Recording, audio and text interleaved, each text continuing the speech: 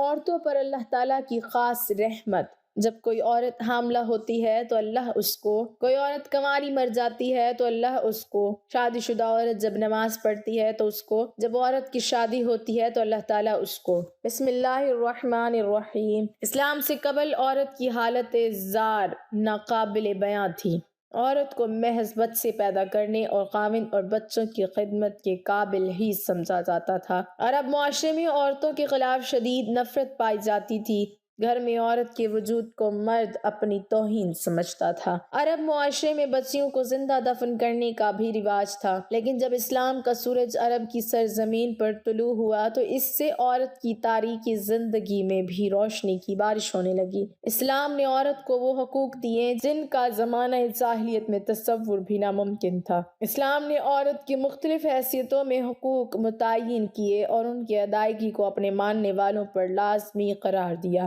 ماں کی حیثیت سے اسلام نے جنت کو ماں کے قدموں میں رکھ دیا اور اولاد کو تاکید کی کہ ماں باپ کے سامنے اف تک نہ کہا جائے۔ خاوند پر یہ لازمی قرار دیا کہ وہ اپنی بیوی کے آرام و آسائش کا مکمل خیال رکھے اور اسے گھر کی چار دیواری کے اندر تمام ضروریات زندگی کا سامان مہیا کرے۔ اس کے علاوہ اسلام نے بہن، بیٹی، خالہ، دادی، نانی کی حیثیت سے بھی عورت کو حقوق سے نوازا۔ اسلام نے عورت کو حق وراثت عطا فرمایا تاکہ عورت معاشی ضروریات کی تکمیل کے لیے کسی کی دست نگر نہ ہو۔ اسماعیل بن مسلم نے حضرت امام جعفر صادق علیہ السلام، انہوں نے اپنے پدرک بزرگوار علیہ السلام سے، انہوں نے اپنے آبائے کرام علیہم السلام سے روایت کی کہ رسول اللہ صلی اللہ علیہ وسلم نے ارشاد فرمایا کہ میری امت میں سب سے افضل وہ عورت ہے جس کا چہرہ سب سے پیارا اور خوبصورت اور اس کا مہر سب سے کم ہوگا۔ اسلام نے عورت کو اعلیٰ مقام دیا ہے۔ اسلام کی نظر میں انسانی لحاظ سے مرد اور عورت دونوں برابر ہیں، لہٰذا مرد کے لیے اس کی مردانگی قابل فخر نہیں ہے اور نہ عورت کے لیے اس کی نسوانیت باعث شرم کی بات ہے۔ ہر فرد کی زندگی میں عورت کسی نہ کسی صورت میں ایک مؤثر کردار ادا کرتی ہے۔ ایک متوازن اور ترقی یافتہ معاشرے کی بنیاد رکھنے میں عورت کی بہت بڑی اہمیت ہے۔ قرآن مجید اور سنت رسول میں عورت کے مقام کے بارے میں کئی ایک آیات موجود ہیں۔ عورت خواہ ماں، بہن، بیوی یا بیٹی ہو، اسلام نے ان میں سے ہر ایک کے حقوق و فرائض کو تفصیل کے ساتھ بیان کیا ہے۔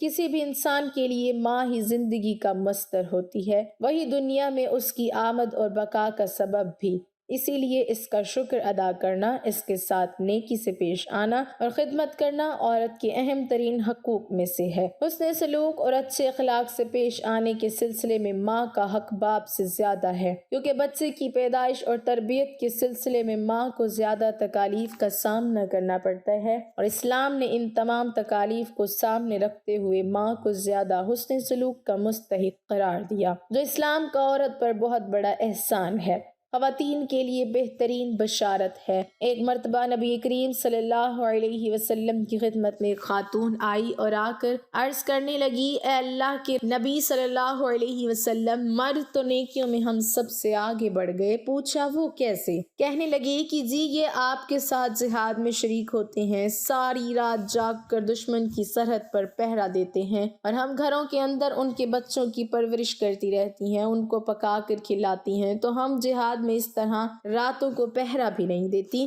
اس طرح ہم آ کر قتال بھی نہیں کرتی جس طرح مرد کرتے ہیں۔ یہ تو نیکیوں میں ہم سے آگے بڑھ گئے، اور یہ مسجدوں میں جا کر جماعت کے ساتھ نمازیں پڑھتے ہیں، ہم گھروں میں ہی پڑھ لیتی ہیں، ہم جماعت کے ثواب سے بھی محروم ہو گئیں۔ جب انہوں نے یہ سوال پوچھا تو اللہ کے پیارے نبی صلی اللہ علیہ وسلم نے فرمایا کہ سوال پوچھنے والے نے بہت اچھا سوال پوچھا ہے۔ رسول اللہ صلی اللہ علیہ وسلم نے فرمایا کہ جو عورت اپنے گھر میں اپنے بچوں کی وجہ سے رات کو جاگتی ہے تو اللہ تعالیٰ اس مجاہد کے برابر اجر عطا فرماتے ہیں جو ساری رات جاگ کر دشمن کی سرحد پر پہرا دیتا ہے۔ گویا گھر کی نرم بستر پر عورت کے بیٹھنے کو اللہ تعالیٰ نے جہاد کا ثواب عطا فرمایا۔ رسول اللہ صلی اللہ علیہ وسلم نے فرمایا کہ جو عورت اپنے گھر میں نماز پڑھ لیتی ہے تو اللہ تعالیٰ اس مرد کے برابر اجر عطا فرماتے ہیں جو مرد مسجد میں جا کر جماعت کے ساتھ تکبیر اولیٰ کے ساتھ نماز پڑھتا ہے۔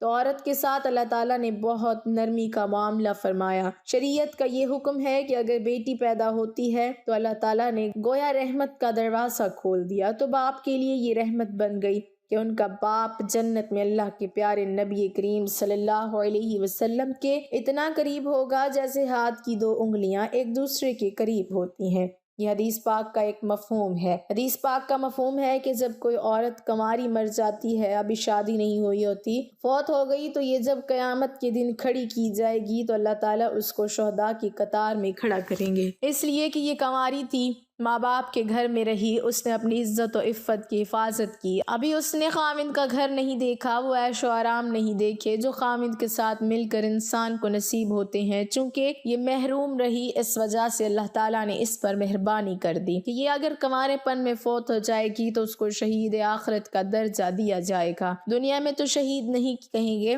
مگر قیامت کے دن اللہ تعالیٰ شہیدوں کی قطار میں اس کو کھڑا کر دیں گے۔ جب بچی کی شادی ہو جاتی ہے اور اب یہ اپنے خاوند کی فرما برداری کرتی ہے اور ساتھ ہی اللہ تعالیٰ کی عبادت بھی کرتی ہے، تو فقہا نے مسئلہ لکھا ہے کہ کنواری عورت ایک نماز پڑھے گی تو 1 نماز کا ثواب ملے گا، شادی شدہ ہونے کے بعد نماز پڑھے گی تو 21 نمازوں کا ثواب ملے گا، کیونکہ اب اس پر 2 خدمتیں ضروری ہو گئی ہیں، ایک خاوند کی خدمت اور دوسری اللہ تعالیٰ کی عبادت، تو 2 بوجھ پڑ گئے۔ جب خاوند کی خدمت کرتے ہوئے اللہ کی عبادت کرے گی تو اللہ تعالیٰ اس کے اجر و ثواب کو بڑھا دیتے ہیں۔ نماز ایک پڑھی 21 نمازوں کا ثواب پا گئی۔ اللہ تعالیٰ نے یوں اس کے ساتھ نرمی اور مہربانی فرما دی۔ ازواجی زندگی میں اللہ تعالیٰ نے قرآن پاک میں مردوں کو سفارش کی ہے کہ عورتوں کے بارے میں فرمایا تم نے ان عورتوں کے ساتھ اچھے طریقے سے زندگی گزارنی ہے۔ آج کسی کی سفارش اس کی بہن کرتی ہے، کسی کی سفارش اس کی ماں کرتی ہے، کسی کی سفارش اس کی خالہ کرتی ہے، کسی کی سفارش اس کی پھوپھی کرتی ہے، عزیز و اقارب کرتے ہیں، لیکن عورتوں کی سفارش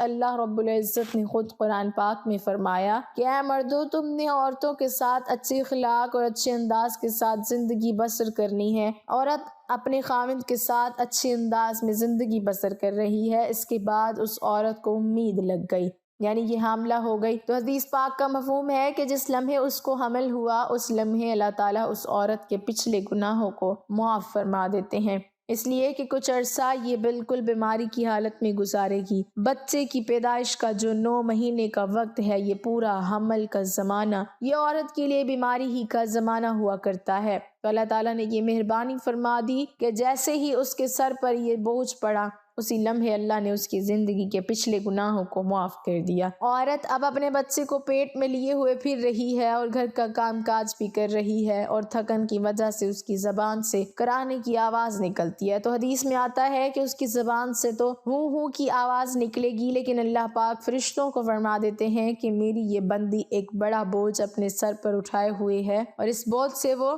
عہدہ برا ہو رہی ہے، اس لیے تکلیف سے اس کی زبان سے ہوں کی آواز نکل رہی ہے، اس کی بجائے سبحان اللہ، الحمدللہ، اللہ اکبر کہنے کا ثواب اس کے نام اعمال میں لکھا جائے۔ زبان سے تو ہوں نکلے گا مگر نام اعمال میں سبحان اللہ، الحمدللہ، اللہ اکبر کہنے کا اجر ملے گا۔ جب بچے کی پیدائش کا وقت قریب ہوا تو درد محسوس ہو رہی ہے، وہ دردیں ایسی ہوتی ہیں کہ لگیں پھر ٹھہر گئیں، پھر لگیں پھر ٹھہر گئیں۔ حدیث میں آتا ہے کہ ہر دفعہ عورت کو درد محسوس ہوتی ہے، اللہ تعالیٰ اس کو 1 عربی نسل غلام آزاد کرنے کا ثواب عطا فرما دیتے ہیں۔ ہر درد پر 1 عربی نسل کا غلام آزاد کرنے کا ثواب اس کے نام اعمال میں لکھا جاتا ہے، جبکہ دوسری حدیث میں ہے کہ جس نے کسی ایک غلام کو آزاد کیا اللہ تعالیٰ اس کو جہنم سے بری فرما دیتے ہیں۔ اب دیکھیے کہ عورت کے ساتھ نرمی کا معاملہ کیا گیا کہ ہر درد اٹھنے پر 1 عربی نسل کا غلام آزاد کرنے کا ثواب لکھا گیا۔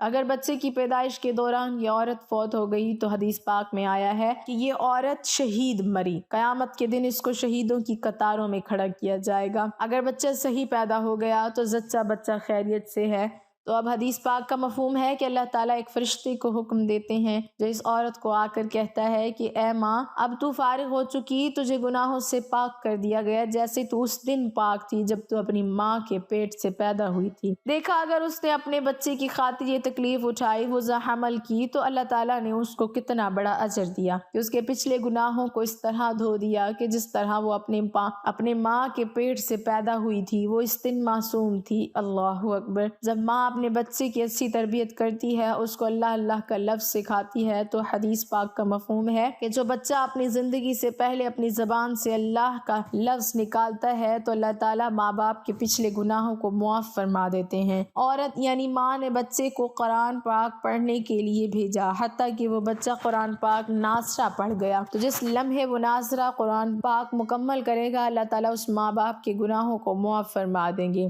اگر بیٹے یا بیٹی کو قرآن پاک حفظ کرنے کے لیے ڈالا اور وہ حافظ بن گیا، جب وہ بیٹی حافظہ بن گئی، تو حدیث پاک کا مفہوم ہے کہ اللہ تعالیٰ قیامت کے دن اس کے ماں باپ کو نور کا ایسا تاج پہنائیں گے کہ جس کی روشنی سورج کی روشنی سے بھی زیادہ ہوگی، بلکہ سورج کسی کے گھر میں آ جائے تو اس کے گھر میں اتنی روشنی نہیں ہوگی جتنا اس نور کے بنے ہوئے تاج میں سے روشنی ہوگی۔ لوگ حیران ہوں گے، پوچھیں گے کہ یہ کون ہے؟ ان کو کہا جائے گا یہ تو انبیاء بھی نہیں، شہداء بھی نہیں، بلکہ یہ وہ خوش نصیب والدین ہیں جنہوں نے اپنے بیٹے یا بیٹی کو قرآن پاک حفظ کرایا تھا۔ آج اللہ تعالیٰ نے نور کے بنے ہوئے تاج ان کے سروں پر رکھ دیے۔ تو دیکھا قدم قدم پر اجر و ثواب مل رہا ہے۔ یہ عورت اپنے گھر کی کام کاج کرتی ہے تو کام کاج کرنے پر بھی اجر و ثواب دیا جاتا ہے۔ مثلا کون سی عورت ہے جو گھر کے اندر صفائی کا کام نہیں کرتی، گھر کے اندر اپنے کپڑے نہیں دھوتی، یا گھر کے اندر کھانا نہیں پکاتی؟ یہ کام تو عورتیں گھر میں کرتی ہی ہیں، اس پر بھی عورت کو اجر و ثواب عطا کیا جاتا ہے۔ ایک حدیث پاک کا مفہوم ہے، فرمایا گیا کہ جو عورت اپنے خاوند کے گھر میں کوئی بے ترتیب پڑی ہوئی چیز اٹھا کر ترتیب کے ساتھ رکھ دیتی ہے تو اللہ تعالیٰ ایک نیکی عطا فرما دیتے ہیں، ایک گناہ معاف فرما دیتے ہیں اور جنت میں ایک درجہ بلند فرما دیتے ہیں۔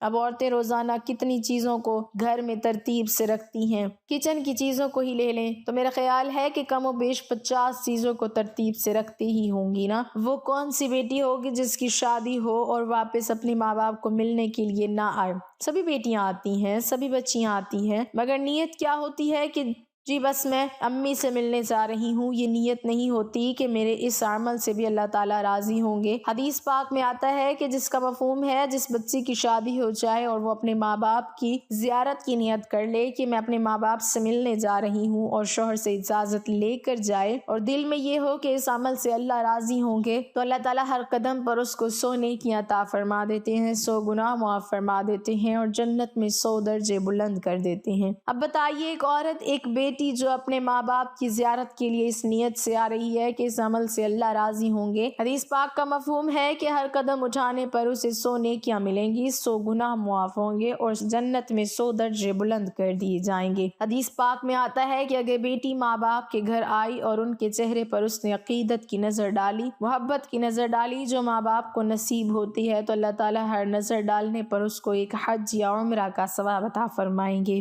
صحابہ کرام رضوان اللہ تعالی علیہ مجمعین نے پوچھا، اے اللہ کے نبی صلی اللہ علیہ وسلم، جو آدمی اپنے ماں باپ کو بار بار محبت اور عقیدت کی نظر سے دیکھے، اللہ کے نبی صلی اللہ علیہ وسلم نے فرمایا جتنی بار دیکھیں گے اتنی بار حج یا عمرہ کا ثواب عطا کیا جائے گا۔ یہ باتیں ہمیں معلوم نہیں ہوتی اس لیے کہ ہم ان کے اجر و ثواب سے محروم رہ جاتے ہیں۔ اللہ پاک ہمیں بہتر عمل کرنے کی توفیق عطا فرمائے اور ہمیں نیکوکاروں میں شامل کرے، آمین۔ ناظرین، کمنٹ باکس میں اللہ تعالیٰ کے 99 ناموں میں سے ایک نام ضرور ٹائپ کریں۔